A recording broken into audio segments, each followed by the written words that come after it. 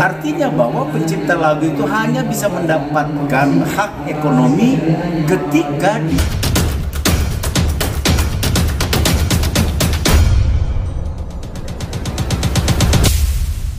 lagu dibawakan di ruang-ruang publik, di televisi, di platform digital, dan lain sebagainya, harus seizin, sekali lagi, harus seizin pemilik hak cipta maupun hak terkait. Nah, pemilik hak cipta dan hak terkait hanya bisa mendapatkan royaltinya di bidang hak mengumumkan. Undang-undang mengatur harus melalui lembaga manajemen kolektif. Di seluruh dunia berlangsung seperti itu. Norma umumnya seperti itu.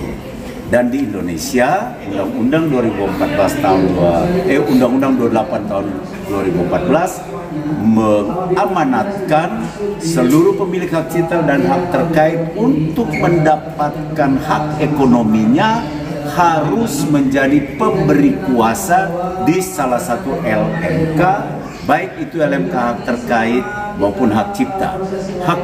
Hak cipta itu pemilik hak cipta atau pencipta lagu. Hak terkait itu penyanyi, pemusik, dan juga produsen fonogram. Ini mesti jelas pemahaman tentang itu. Nah, terkait dengan itu amanat undang-undang sudah jelas. Jadi seorang pemilik hak cipta atau hak terkait hanya bisa mendapatkan hak ekonominya di Indonesia ini hanya melalui lembaga manajemen kolektif. Di Indonesia sekarang ada 14 lembaga manajemen kolektif. Ada 15 tapi satu izin operasionalnya tidak berlaku lagi, tapi sudah bermunculan lagi ada beberapa LMK yang dalam waktu dekat juga sudah mendapatkan izin operasional karena kami sudah melakukan verifikasi LMKN. Oleh karena itu hak ekonomi itu hanya bisa didapatkan melalui LMK. Nah, seluruh LMK ini terkoordinir melalui Lembaga Manajemen Kolektif Nasional, di mana saya didapuk untuk menjadi ketua LMKN, gitu. Nah, artinya bahwa pencipta lagu itu hanya bisa mendapatkan hak ekonomi ketika dia memberikan kuasa di LMK. Kalau dia tidak memberikan kuasa di LMK, dia tidak bisa mendapatkan hak ekonominya, gitu. Artinya memang belum ada dasar untuk menagih langsung, Bang, ya? Bagaimana? Belum ada dasar untuk menagih langsung. Regulasi kita mengatur begitu. Kan saya sebagai ketua LMKN kan kuasa atribusi itu diatur.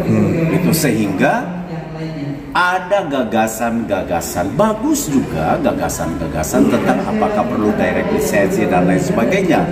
Oleh karena itu sepanjang yang kami lakukan, karena tarif yang ada, tarif pun melalui SK Menteri diusulkan oleh LMKN, lalu dibuat keputusan Menteri Hukum dan HAM saat itu, sekarang Kementerian Hukum. Kemarin kami baru berkoordinasi juga dengan Pak Dirjen Kekayaan Intelektual yang mewakili Pak Menteri. Tentunya kan kita menyerap semua aspirasi yang ada.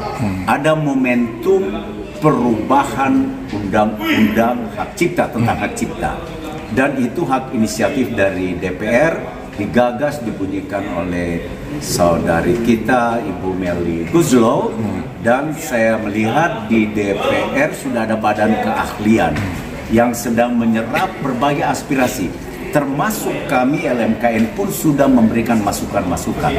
Kami pun sudah tergagas melalui forum grup diskusi di Direktorat Jenderal Kekayaan Intelektual untuk menyerap berbagai masukan yang ada, termasuk dari visi sahabat-sahabat penyanyi di visi, kita punya sahabat-sahabat dari aksi, dari PAMDI, dari PAPRI, Himpunan Keroncong, maupun musik-musik tradisional.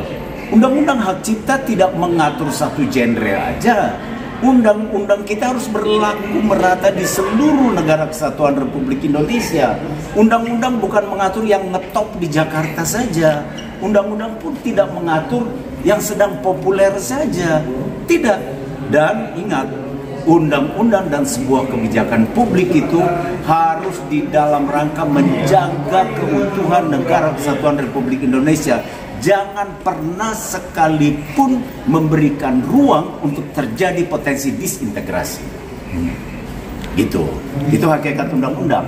Oleh karena itu, serapan dari semua pihak, kalau saya beranggapan selaku ketua LMKN, masukan-masukan atau pandangan-pandangan kritis dari siapapun itu hak untuk mengemukakan pendapat. Namun yang harus dijaga itu adalah suasana kebatinan insan-insan seni yang harus senantiasa harmonis, tidak perlu untuk saling menjatuhkan pihak manapun. Ada satu pesan menarik sekali dari Pak Haji Omar tadi malam, saya bertemu beliau dan kita berbicara di podcast. Ini tokoh legendaris kita. Beliau menyampaikan bersama-sama saya seluruh stakeholders, baik penyanyi, baik pemusik, baik produsen, maupun seluruh elemen dunia musik Indonesia, jangan saling menciderai.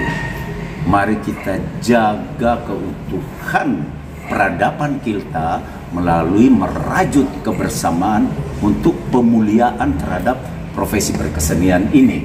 Dan saya rasa itu nasihat yang indah dan bermakna sekali. Begitupun saya dapat pesan itu dari tokoh performing rights Indonesia, Pak Enteng Tanamal.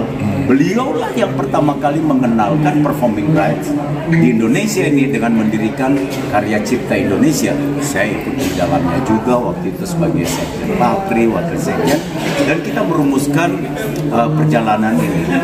Jadi sekali lagi, gagasan direct lisensi, gagasan apapun, mari kita membicarakannya dalam koridor harmonisasi pemuliaan profesi ini dan harmonisasi musik Indonesia. Kawan-kawan pers saya himbau juga, jangan mempertajam perbedaannya. Jangan juga ada oknum per oknum yang meliput dalam konteks menggoreng-goreng, sehingga judulnya bombastis tetapi substansi pembahasannya jauh api dari panggangannya. Kan ada tanggung jawab kolektif kita semua untuk menjaga roh kebatinan berkesenian di Indonesia ini.